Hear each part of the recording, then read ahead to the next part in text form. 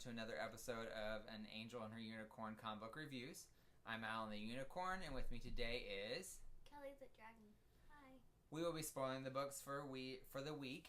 We are posting this video a little late because I went on vacation and I was in Florida and I didn't have time or my equipment or anything else, and I didn't have my co-host with me. So I left her here all by her lonesome to cause wreak havoc throughout Oklahoma. Oh, that's my everyday job. That's true. And apparently you did it triple because we've had a lot of storms and a lot of tornadoes and flooding and everything else under the sun in Oklahoma. But we will be spoiling the books of the week. So if you haven't read your books, then you may want to pause the video and come back at a later time. Or you're more than welcome to let us spoil them for you. We will gladly give you our unsolicited opinions as we do so.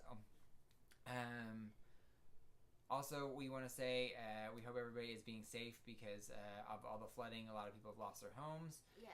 So if you're able to donate to Red Cross or anything that was going to help with all the trauma, we would love to. Food banks. Yes. Everybody needs help. So getting out there and trying to help each other, it's always a good thing. Mm-hmm. With that being said, I'm going to let Kelly take it off for her first review. Book. Which one are you going to do first? Naomi, book 5. Naomi number 5. And who is the writer? Writer is Speak to them, not me. Brian Michael Bendis and David F. Walker are the writers. The artist is Jamal Campbell. Which his art is stunning. I know. So, all right. Teach me your ways, please. So it starts out with her friend. Can I not speak? I don't know. Naomi's friend Annabelle.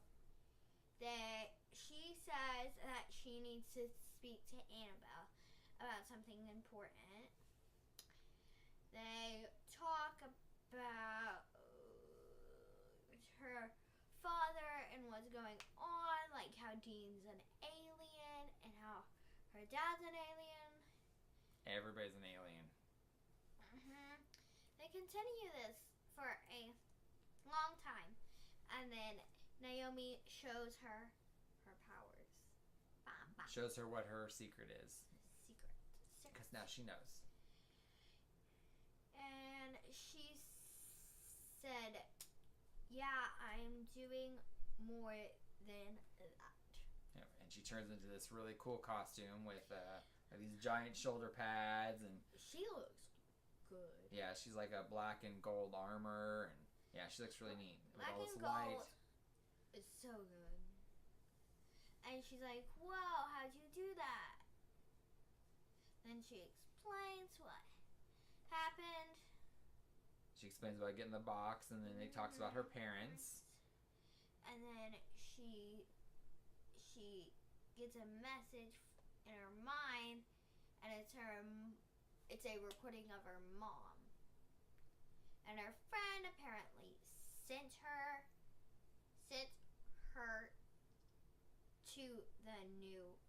to her now home. Mm-hmm. She was born on another Earth. Parallel Earth. Mm-hmm. So it explains about the crisis and the villain in it, which is, I have no clue how to pronounce his name.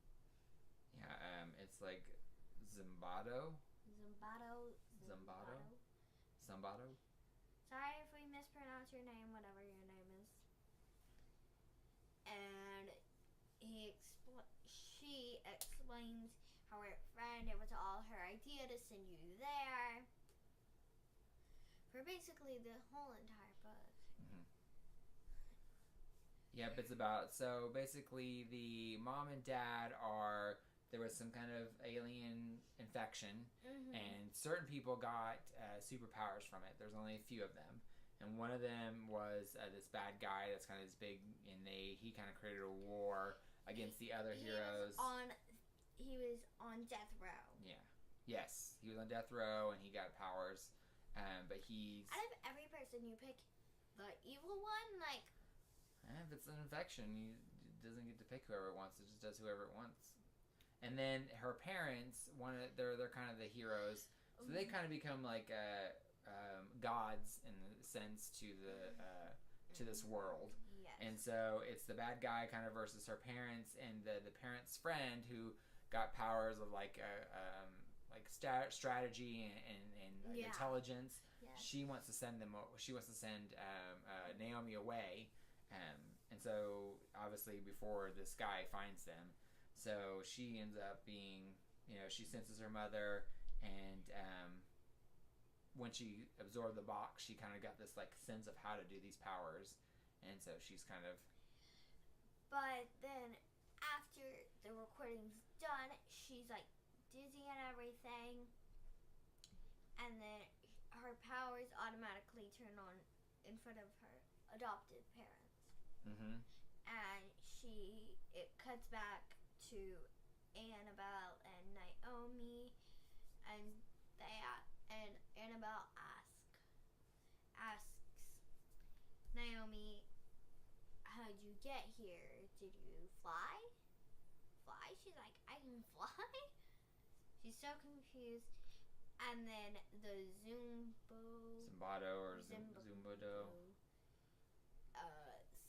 finds her.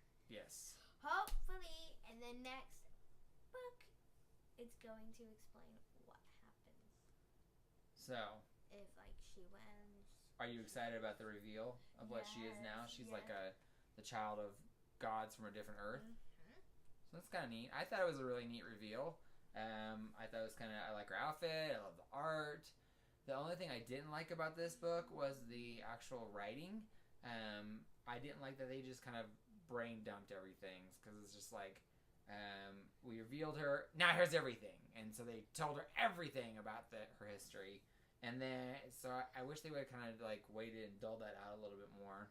Yeah. It's like, okay, you revealed that she has powers, and you revealed that she's from another planet.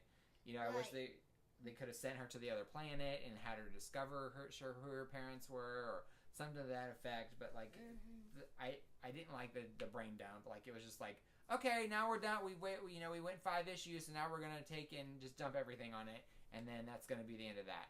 And so, if they ended this early, like she didn't. I don't think her parents are dead. No, I mean, that's what I'm saying. Is like, it's just like, it's almost like no action, and then all of a sudden now it's like, okay, we're gonna do everything now. And so I wish they could have paced it a little bit differently.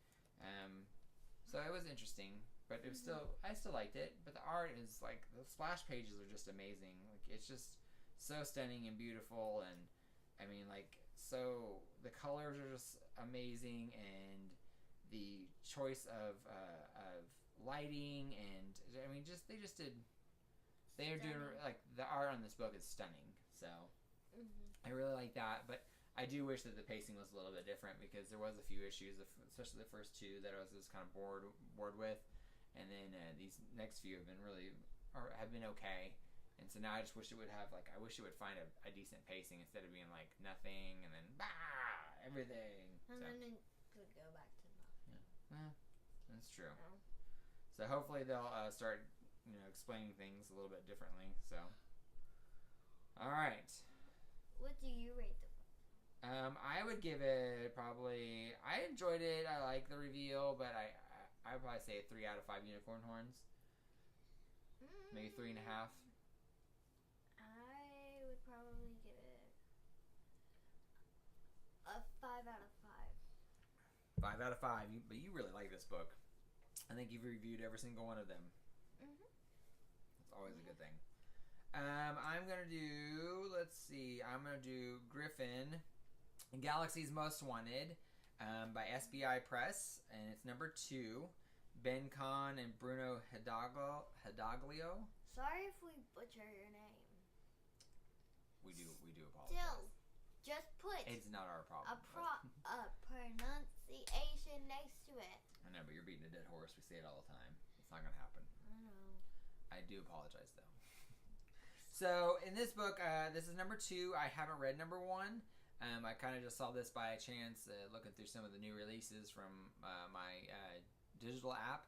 And I saw that this one looked kind of fun and interesting. The art kind of looks a little different. So, I downloaded it. So, I didn't read number 1. So, I just read number 2. So, jumped right into it. So in this, Gryffen is this science girl or science woman, and she is apparently trying to escape prison. And she has this friend that they are trying to escape, but they're really not. She's not her friend, but she kind of is. Like, they're prison friends, so they're going to be, buddies anyways. So she goes and she's like trying to escape, and the warden, she beats her up and she says no killing. And so the other lady's like, what? No killing? And so she's like, she's trying to fight these bad guys, or not the bad guys. She's trying to fight these prison guards to escape. And she's like, how do I not kill these people? But then the Gryffen lady goes and beats up the warden and takes her sword and stabs the warden. She goes, I think you said no killing. She goes, well, I meant up until that point. So then after that they are going to try to find this particular guy who is kind of her boyfriend-ish. And don't know if that's gonna work out. Yeah, it's not gonna work out because he's kind of like he's kind of a mad scientist. He kind of helped some of the genetic people or genetic cloning experiments and stuff like that. And so he's in the cell because they didn't want him to do the things that he's done. And so she releases him, and then they try to escape through a spaceship. And then she's like, I'm gonna go distract the guards. You do sciencey stuff and figure out a way out of this. So he takes this machine and actually makes a freeze grenade, throws it and freezes everybody. And so they all jump on the ship, and they finally get out in space, and they're gonna run from the cops. Basically, they're gonna run from the bad guy or run from the good guys. So it's really funny. She uses a lot of words that are not appropriate, but it was still really entertaining. I thought it was kind of funny and just quirky and kind of. Why would you run from the police though? Because she's kind of a bad guy. She's kind of an anti-hero. Yeah, but if you run, you're gonna get more time. That is true. But it's a comic book. And why not just wait out your life? Why not just do that? It doesn't always work that way. People make a lot of drama. So they are off on their ship in their journey, and they're trying to evade the cops. So it's just kind of a fun little quirky book. The actual art is really entertaining. It's very cartoony and very boxy. Sometimes a little sketchy in some places. But some of the stuff is really fun. The detail is really neat. Hey, I'm not done. I really like the detail. There's one where she cuts this cop in half, and it ends up being like a gory mess, which I think is pretty hysterical. But the rendering's really nice. Like, they did a really good job about kind of making it look like the insides of somebody. I thought it was pretty funny. And the humor in it's really cute. It's just kind of a quirky book. So I think I'm going to end up downloading the second one, or the first one, to catch up and see what's going on. But I thought it was really fun. So I would say probably a 4 out of 5 unicorn horns for me. If you were looking for like a little comedic book or space adventure, it'd definitely be a good one. All right. We're doing Incredibles 2 Secrets. So Incredibles 2, number 2. Yes. If you don't look up at this camera, I swear to God, I'm gonna glue your forehead back to the back of this cushion. Okay. The art is Christopher Gage is the writer, and then the artist is Jean-Claudio Vinci. It's because we don't know them. I feel if they introduced themselves, we would know how they would say it. Okay. So it starts out Violet at her... Violet is... I need a new co-host. This one's broken. Yes, I am. I hope I kept my receipt. You have a receipt from when I was... Yep. I think I'm going to have to trade you back in for maybe a gift card to Amazon or something. Please tell him not to. Please. No, I'm sure they would agree with me. You're horrible at this job.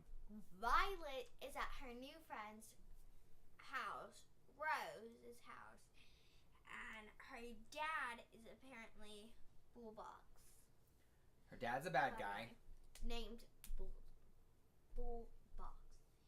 And she runs home, but Rose sees her and she says she's going to the bathroom, and she catches up with Violet, and Violet says she's gonna tell. She doesn't tell, but she explains how when she was younger, her and her mom, her and her dad got in a lot of fights. So whenever they moved to their now home, her mom didn't come with her,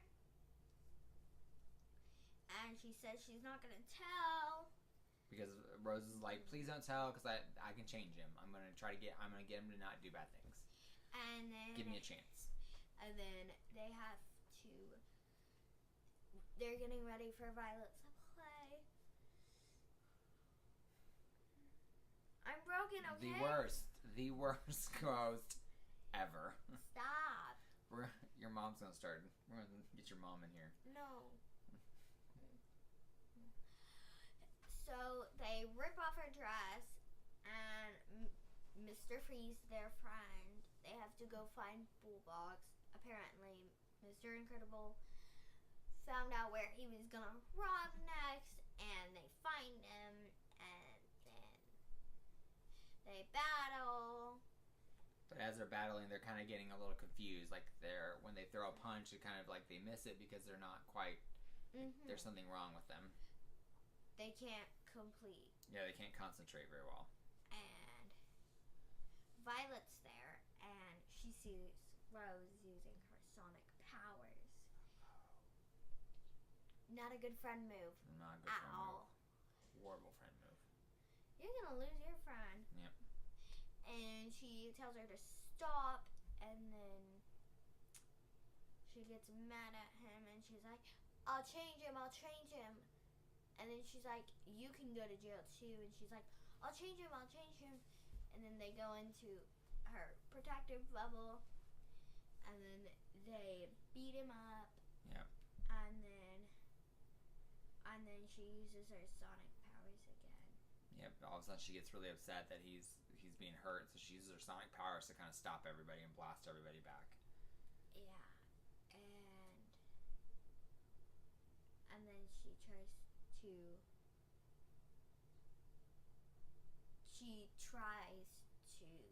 She's still trying to reason with Violet. And Violet finally decides... Just gets mad, and she's like, runs off. And then the next night, it's Violet's play. And then Mr. Freeze has to keep... Frozone. Has to watch Jack.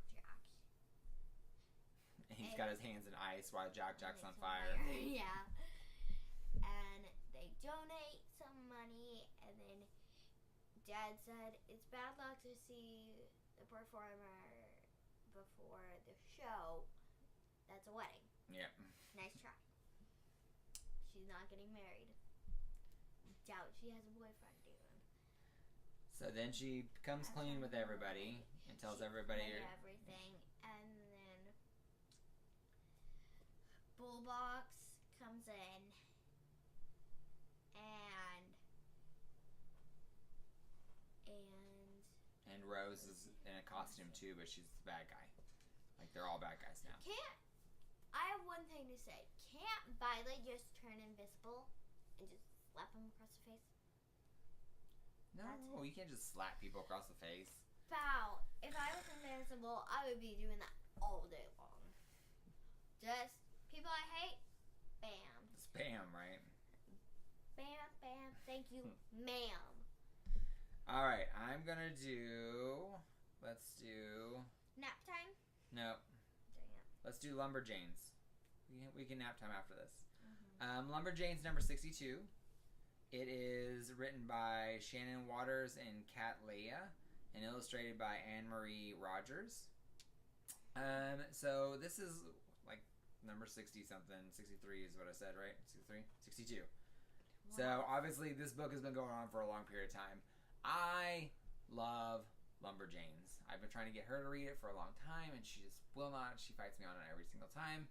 But I just gotta say how much I love LumberJanes. It's such a good book. It is so entertaining. It's by Boombox, and I think it's very empowering for kids. I think it's very empowering for women. It is almost all female cast of the main characters, and they go on these wild mystic adventures while they're at this camp, and they have so much, it's just such a fun book. And it's the only thing I don't like about the book is there's a rotating artist, so a lot of times sometimes the art gets really loose, and you can kind of really can't tell who's who sometimes. So I kind of have an issue with that sometimes. The earlier the earlier books with the art was really, really good, but then a lot of them kind of went a little crazy because they kind of get a little bit awkward with some of the art.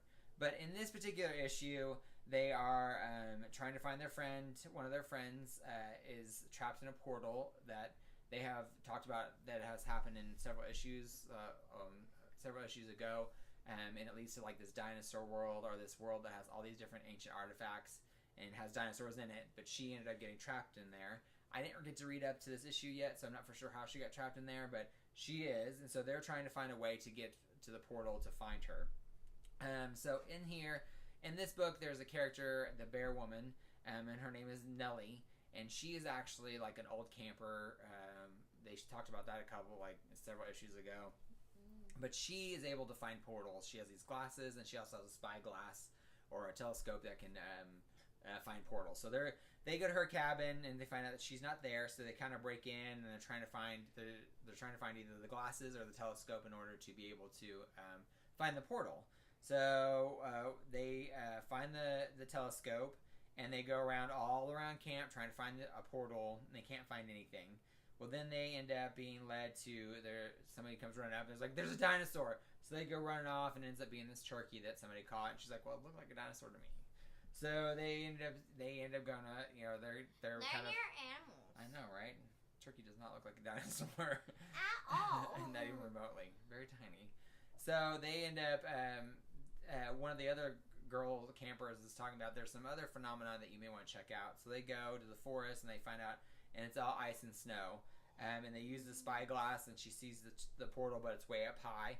So they all have to climb this tree and kind of like shimmy everybody into the portal before the tree breaks down. And they all jump in and finally get to the other world. So while they're in the other world, it's snowing. So they get out all their stuff. Do they just carry a coat with them? Well, it's really funny because April says she goes, "I brought everything, or I brought us some stuff so that we can." She was a Jane always is prepared, and so they're like, "Did you pack everything?" And she goes, "Well, yeah." She's like, "We're going to another dimension." She goes, "I packed. I brought us all I own plus a bunch of other stuff." She's like, I packed snacks, ropes, a compass, towels, of course, a deck of cards, a teapot." And then she just goes on and on and on. So so they're searching through this land, and they see all these artifacts, like all these old buildings and architecture and statues. And one of the girls goes, "This is a really old artifact," and she picks it up, and it's like an old dial tone telephone, which I think is kind of funny because that's kind of my life that I grew up with. It was the that would take so long. Oh my god, it took forever. So long. I used to hate doing it. Because if you messed up, you have to start all over again. So they end up, they see a sign from Mal, and they're looking. She leaves her scarf and all that stuff. So they go and they find Mal, and they have this really great reunion, and it's really sweet. and they're wanting to see more of the world of these artifacts and all these dinosaurs and stuff like that. And Mal's like, why do we have to always have adventures? I just want to shower. She goes, I've been here for 4 days, and she goes, I want food and I want to shower. She's like, we don't have to adventure every single time. And they're all like, we're sorry, we can go back. So they are going I would be mad too. I'd be cold. I know, right? It'd be cold and hungry. And so Ripley ended up, the little girl, the littlest one, Ripley ends up finding out that she is, or she sees a dinosaur bird. And so this bird attacks them, and that's the end of the book. So, again, really fun. Just really cute adventures. Very girl power. You know, they have these amazing things happen to them, and they're just so whimsical about it. They meet all these different creatures and these different characters, and there's storylines that play off later on, and so like they introduced the bear woman in like the first few issues of the series. But, you know, she still comes back occasionally throughout the series, and they kind of learn a little bit more about her. Like, you learn out she's a camper. You learn out she's, you know, she used to be one of the lead camper's friends. You learn about all this kind of stuff, and they created this world that's just amazing. And, I mean, if you're not reading LumberJanes, it may be really, really great to read, no matter what genre of comic you like, because it is a really well-written, well-crafted book. The art isn't always the greatest.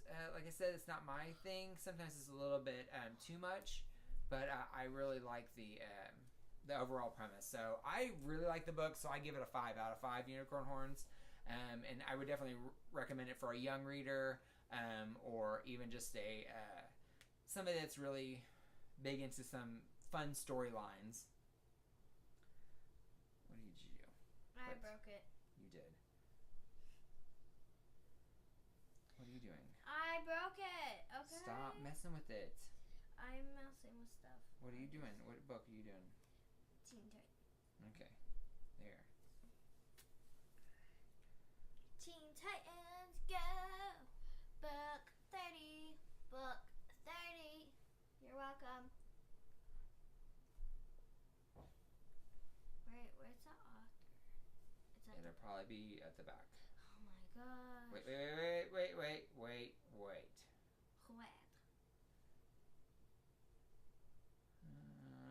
There we go.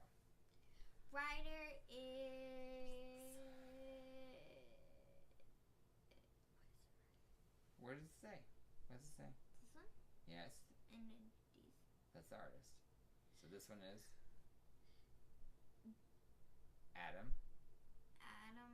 Glass, and Adam Glass is the writer. The artist is Bernard Chang. Okay. From the beginning. So it's... Let's start the book. Yes! Okay. So it starts out in Brooklyn. The morning after. In Brooklyn, Red Arrow is cleaning blood off the roof. It's from where she shot and tried to kill Deathstroke, the Terminator. She shot him through the eyeball. I think it was the eyeball. She has anger issues. She does have anger issues. So Robin says they need to talk. They need to really talk. She says... Real quick backstory. If you haven't been keeping up with Teen Titans is Robin's been capturing all these villains, and he's been sticking them in the basement of their house. And so they escaped last issue, and Deathstroke Terminator was one of them, and while Deathstroke was escaping, Red Arrow shot him and killed him. So now they're kind of trying to... But all the other Titans didn't know about it. Just Red Arrow, Robin, and the Kid Flash knew about the prison. And so now the other ones are really mad because they just found out about this prison, the secret prison below them, and all this stuff happened. Okay. Go. So Faster. Red Arrow says faster. she needs to talk. Robin needs to check out his eye. Backstory, shoots him, explains that. Then they talk. Somebody says, hey, jerks, you lied to us. Roundhouse says that. Mm-hmm. Then they have a very long argument. Mm-hmm. So they're going back and forth talking about like what's like. You should have told us. Is this right? Is this not right? Should we be doing this? You should have told us. So we should let them out. No, we shouldn't. We should leave them down there. And they all create their little viewpoints. Like everybody's got their own little viewpoint about who should be right. And Kid Flash says that he's gonna go let them out. Red Arrow said, bleh. Flash says you're not gonna shoot me like you did to what's his face? Terminator. Deathstroke. And then he goes to the door. Robin throws his bat thing, his star, basically Death Stars shaped into a bat. Death Stars are from Star Wars. I failed as a family member. You're horrible. I meant those Chinese. I failed as your uncle. I'm gonna go kill myself after this. Ninja stars. Basically ninja stars shaped into a bat. It's a batarang. What he said. Then they have their whole argument. How we should let him out, no we shouldn't. Yep. This is good, this is bad. Yep. And the genie is mad, or she's upset, and she's like, she was in love with Robin, and Robin kind of liked her, but she feels betrayed because Robin did all this and didn't tell her. And she told him everything. Right. And she says, "Don't touch me," because he tries to grab her arm to stop her from leaving. And Crush gets mad because she's in love with Genie. So she's mad at Robin because he hurt her, and it's this awesome love triangle. 3 sides, so exciting! So then hilarity ensues. They start to fight. Fight again. Keep on fighting. They're fighting. They're all fighting each other. Everybody's kind of paired off, and they're kind of. Yep.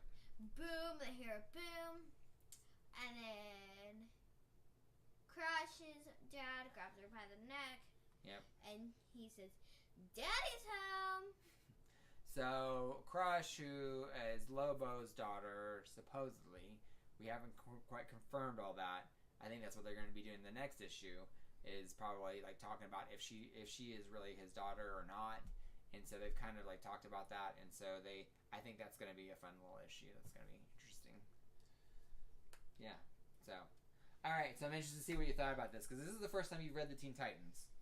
It was a good one. Yeah, I really liked the art. Yeah. So the artists, every few panels they would do like a full panel, like side panel of one of the characters, and I really liked. They did really neat, and I really liked it. Yeah, and they did really well. I love the characters; are a lot of fun. Because I dropped Teen Titans a while back. I wasn't reading it because it got horrible, and so I happened to pick it up. I don't know. I think I read it once for the show, and I just really have to say, like, they've really bumped it up.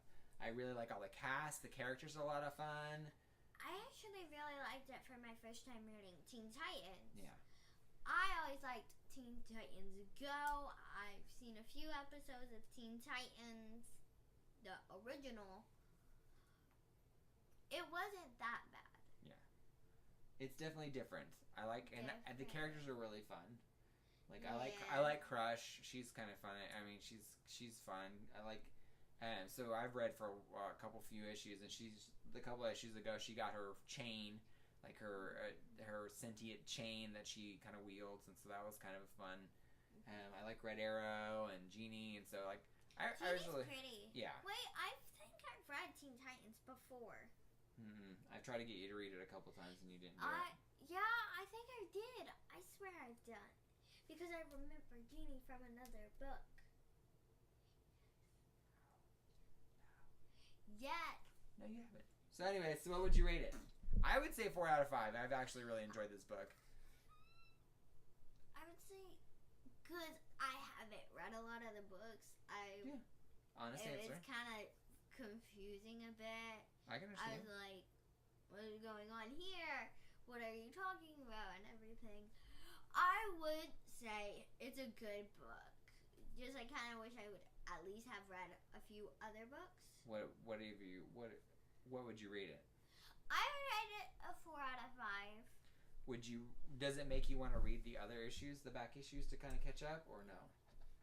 Yeah, to kind of understand what more is going on. That's the mark of a good book. All right, so that's your 3. So I have one more, and I don't know which one I'm gonna do. Let's do Seafoam. No, I'm gonna do Orphanage. No, Seafoam. You wanna do Seafoam? I wanna see what it is. The Seafoam, the Hypno Octopus. So this is Seafoam number 1 by Action Lab Comics. It's a digital release. It's definitely a child's book. I thought it was gonna be a little bit more fun, like maybe not quite adult, but I thought it was gonna be a little bit more teenage-ish, younger reader. So it's written by Janine Joni.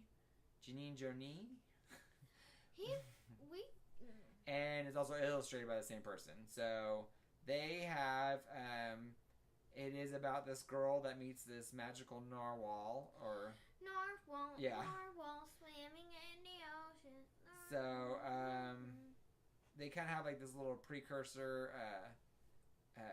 about what happens. There was a girl named Madison who loved to play in sand. One day she found a magical whale washed up on the land. Madison tickled the whale till it rolled into the sea. The whale was so grateful, and it found someone to be a friend for Madison. So she has this whale that's kind of a narwhal. It's got a little horn on it. And so she's walking on this beach, and she finds this kind of vampire-ish character. It almost looks like an elf. Yeah, he's kind of elfish. So she's trying to like just have fun and be his friend, and he has nothing to do with her. So she's like, let's go. She steals his pail, and she's like, let's go, swim. So she goes running into the water, and in the water she steps on this octopus, and it attacks her. So the little boy dives in and is trying to save her. Well, when the little boy dives in, the octopus attaches itself to the little boy, and so she's looking for him, and then all of a sudden he comes up, but he has like the boy's body, but it's the octopus as his head, and he's trying to attack her. So she's gonna save him. So she makes this little costume where she gets the pail for a helmet. She makes these little seashell knee pads, and has seaweed wrapped around her little stick, and she's ready to go to battle. So she ends up making the trap, and so she gets the little octopus guy to go and fall in the trap, and then... Hopefully he doesn't land feet first. Hopefully he lands head first. Yeah. Because if he landed feet first, that would shove him further up. That's right. But if he landed head first, it might push him. So while he's trapped into this hole, the heat starts making him dehydrated, so the octopus finally leaves the little boy alone, and they are kind of grateful, kind of friends. And she's like, here's your pail back. And he's like, he saves the octopus, but she doesn't know it. And so, but she ends up getting back on the whale and leaving and heading back to her world. The art is very, very cartoony. It is very, very rudimentary, basic. But it's cute. Again, this is really, really young readers. Like, I would give this to maybe a 6 or 7 year old. Like, even 7 probably pushing it. Like, it's a very kids book. It looks cute. It's Yeah. like a really cute book. Yeah, I mean, like, it's just, it wasn't quite what I was thinking it was gonna be. So I was hoping it would be something a little bit more young adultish, and it wasn't. It was more childish. But overall, like, I still thought it was, for what it was a cute book. Like, if she was younger, I think this would be something I would give her. Or like if you had a younger reader in your house, this would be something that was very simple, easy to read, not a lot of dialogue, very big art, very colorful art. Like even her costume is really cute. Like she's got this red swimsuit. It's a red swimsuit. Yeah. Kind of like makes me think of Plastic Man, the way the costuming is. But I really liked it. It was really cute, but probably not for everybody. But 3 out of 5 unicorn horns. Middle of the road book. Nothing like for what it is. So that was it. That was the last of them, wasn't it? Yeah. All right, let's do my pull list, and then we'll end the show. And take a nap. So I'm just gonna do my digital downloads because my other comic books are the ones that I've been reading for a while. So and my digital downloads are quite numerous. So I will stick to those. The Giant Man, the War of the Realms Giant Man from Marvel. It's number 1. It's it's got 4 giant men that like Ant-Man, Goliath, Giant Man, and who is the other one? Anyways, there's another one, but they are trying to infiltrate the land of the giants, the frost giants, and so they are trying to. They went on a mission for Freya. It was okay. It probably wasn't my favorite thing. I like the World of the Realms book. I think the World of the Realms is kind of interesting. I like all the invasion. I like all the characters are kind of neat. I like all the bad guys. But this particular book was, I could have took it or leave it. Not that it was bad. And not that it was good. It was just kind of the middle of the road. And if I wouldn't have read it, I don't think I would have cared. So it's kind of, like I said, middle of the road. 3 out of 5 unicorn horns. The War of the Realms Strike Force, the War Avengers. So it's another group of Avengers or another group of heroes trying to fight this war. And it kind of talks about like the art of war, like sacrifice, and we're not winning this battle. So if we don't win this battle, but we're trying to win the war, we're trying just to hold the line. And so it's like Captain Marvel trying to explain to everybody that we're not going to win these battles. We're just trying to help stop them from getting further in. And so it was kind of an interesting book. Again, it was just a little tie-in. I could have took it or left it. It does kind of fill in a little bit of the gaps in between some of the stories of the actual main title of War of the Realms. And so it's kind of fun if you're a completionist or if you want a little bit more of the story. This would be a neat. This one and all the other tie-ins like the Giant Man would be interesting. But I have 3 out of 5 unicorn horns. I read Fair Lady number 2. I think I reviewed Fair Lady number 1 a couple weeks ago. This one was a little bit better. I kind of understood it a little bit better. It made a little bit more sense to me than the other one. So I may try to get number 3. I don't know. Again, it's like just depends on if I see it or not. I could take it or leave it.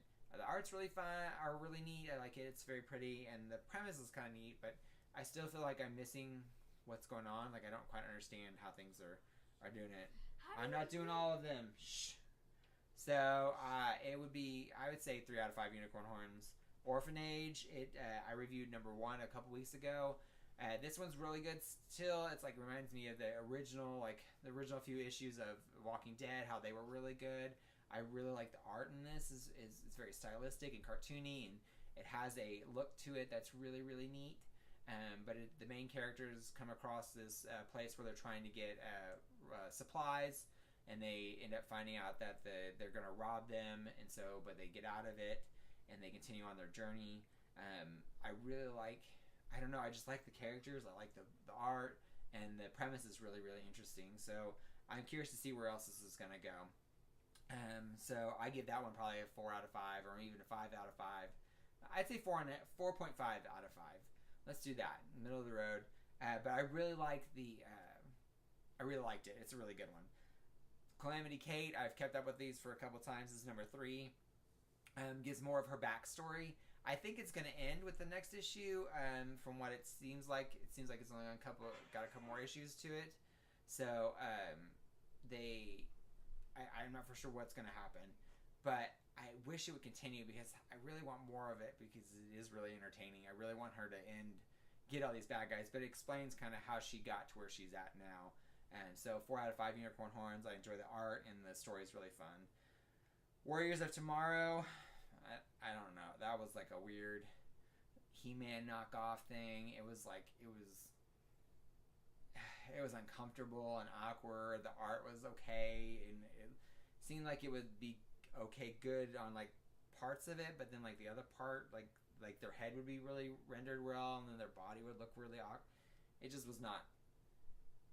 It seemed very basic and rudimentary. I don't think it was well done as much as it could be, I guess. So not my favorite. I didn't even download number 2, and they have already number 2 out, and I just no. It was a bad He-Man knockoff. So I probably say 1 out of 5 unicorn horns. Yeah, not a great read. Savage Avengers. I am not a fan of Wolverine.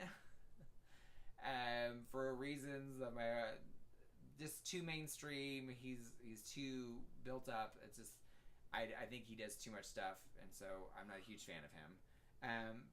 And honestly, I'm not a fan of any of these characters. Not that this book was bad. It was actually a pretty decent book. I think the writing was pretty good. Deodato did the art. The art was pretty decent. But it's just not my book. So I didn't care for it, but I can see where people would actually enjoy it. And I actually seem like they did a fairly decent job of bringing Conan into the Marvel Universe. Conan's in the Savage Land, so he's kind of got this place that's kind of similar to where he's came from, but it's not. I just don't think it's quite working as well, but I don't feel like they did a bad job of it, which I'm actually surprised. I really thought they were going to jack that up, but I think they've actually done semi-decently with it, but still, just not my book. So 2 out of 5 unicorn horns. I probably won't get number 2. Sadly, just not my characters. Black Badge number 10. Really, really, really good book. If you are not reading this, it is a good one. The art is not my favorite. I wish they would find a decent artist or a better artist to render the people better, because I can't tell sometimes. They're really hard to see who's who occasionally. But the writing's really interesting. The premise is really interesting. It's about like these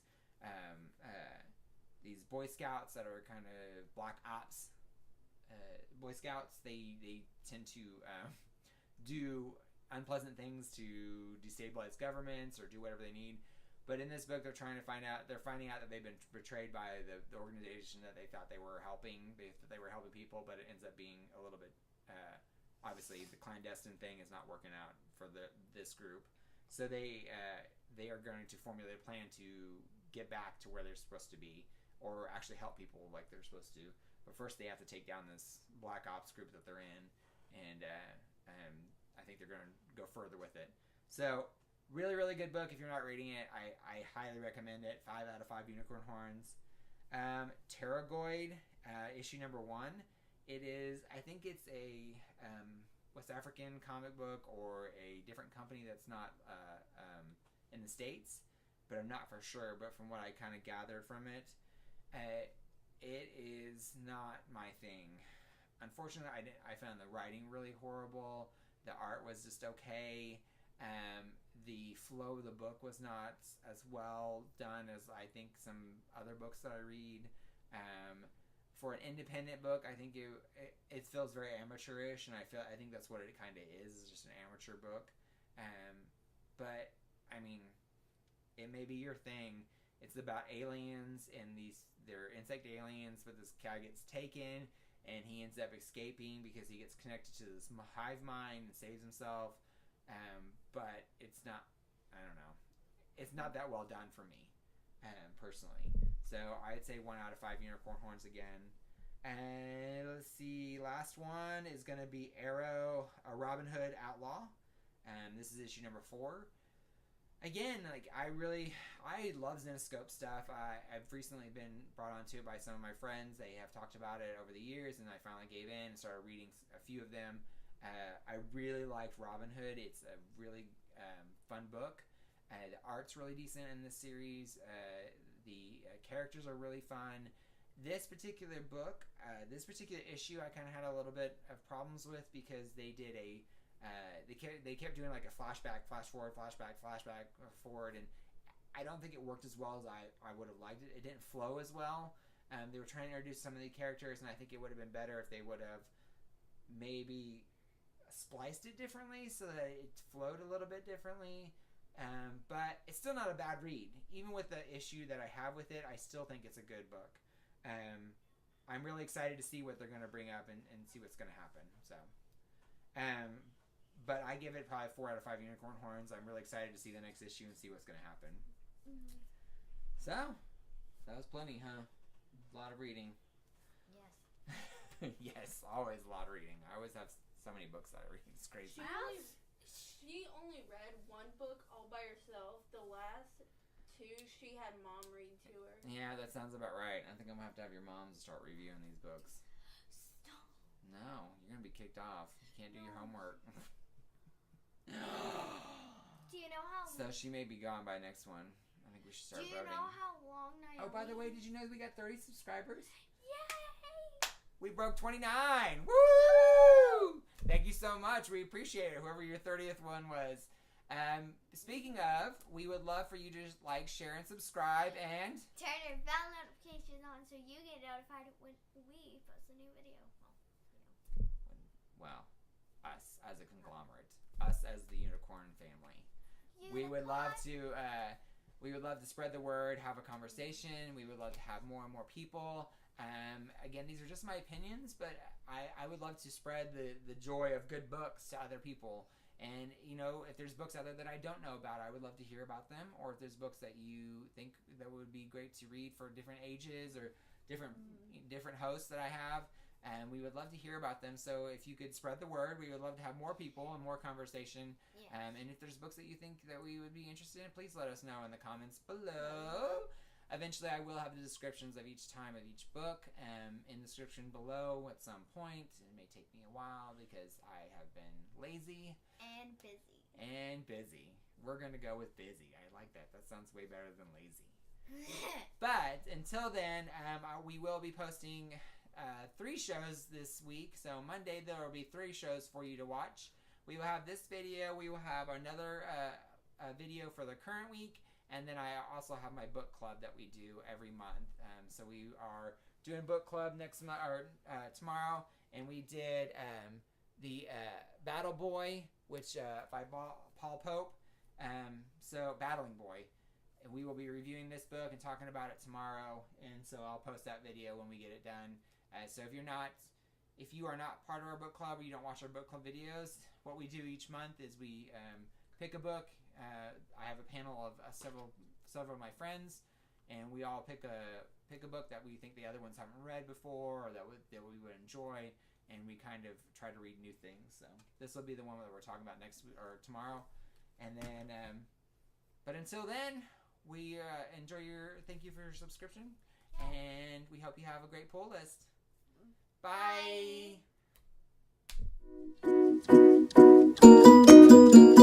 Bye.